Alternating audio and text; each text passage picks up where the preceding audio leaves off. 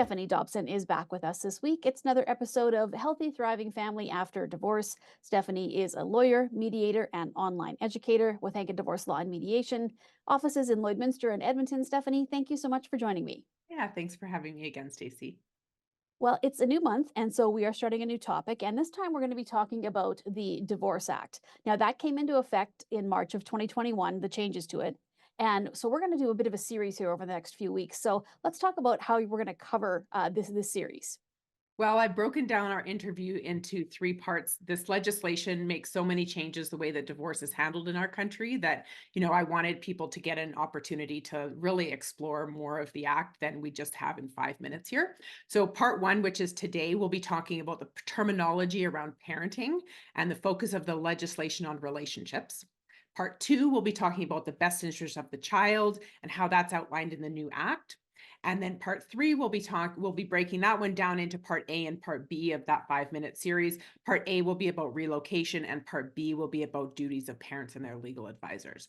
Of course, we only have 5 minutes today, so we're only going to be talking about the Divorce Act, which is we can't cover the whole thing, but I just want to remind parents that this only applies to married spouses.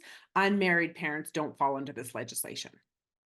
Okay, Stephanie, you mentioned a little bit about the terminology when we were just chatting here. So tell me a little bit about what that means and what has changed since 2021. So the language in the act is significantly updated to be more child-centered and parent-focused and less around entitlements and rights focused. So the words custody and access, thank goodness, are gone from the legislation now. These two little words were so powerful and the subject, honestly, of so much parental conflict for so many years. So they're gone, and I'll tell you, not a moment too soon. So now we've got the words decision-making responsibilities and parenting time. Lawyers, mediators, and many judges have anyways been moving away from that language of custody and access for many years, but now at least we've got that broken down into the legislation. Okay, so let's start with decision-making responsibilities. Can you expand on that, Stephanie? So the word custody in the old Divorce Act in part referred to major decision-making responsibilities and who is entitled to participate in these decisions about children. It's long since been seen as a word that has a connotation of ownership over something and associated even in the police context with detention. It also has the sense of being a winner of something, which by default meaning that the other person has lost something or is the loser. So the new act gives this more plain language and speaks to relationships. So it's all about allocating responsibilities for how decisions will be made about the children, who will participate, and in what types of decisions.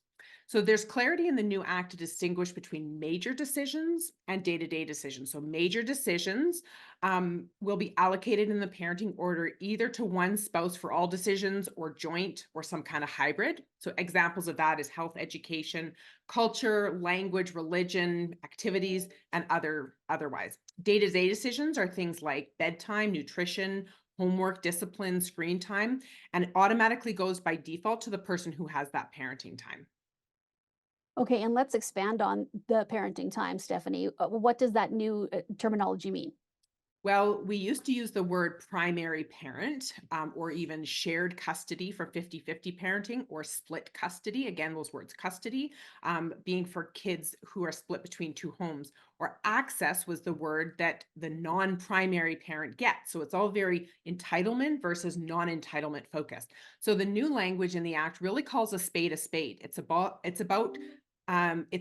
parenting, the children not having custody of them or access to them. It's about having parenting time of them. So it creates a schedule between the parties, and the term for the court order is a parenting order. So the act clarifies that it's not just about the time you're with a child, but it can also be the time that you're away from them, but responsible for them for times like when they're in school or daycare. My hope is that the language is the starting point of parents and legal advisors and courts all being on the same page about the emphasis on relationships and bridge building. When we get to the best interest of the children next week, that's when we'll talk about the real impact of the legislation's focus on relationships. All right, Stephanie, well, thank you so much for your time today, and we'll be back next week to continue this discussion. Yeah, thanks, Stacey.